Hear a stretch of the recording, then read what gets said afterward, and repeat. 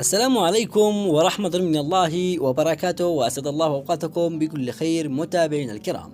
في هذا الفيديو إليكم موعد وتوقيت مباراة المنتخب المغربي من أمام نظيره منتخب البرتغال. ولكن قبل ما ندخل بتفاصيل الفيديو يا ريت تدعمنا بالإعجاب والاشتراك في القناة وتفعيل جرس الإشعارات لكي يصلك كل ما هو جديد. مباراة منتخب المغرب مع نظيره منتخب البرتغال، وذلك في ربع نهائي بطولة كأس العالم 2022، وستقام المباراة على أرضية ملعب استاد ثمامة.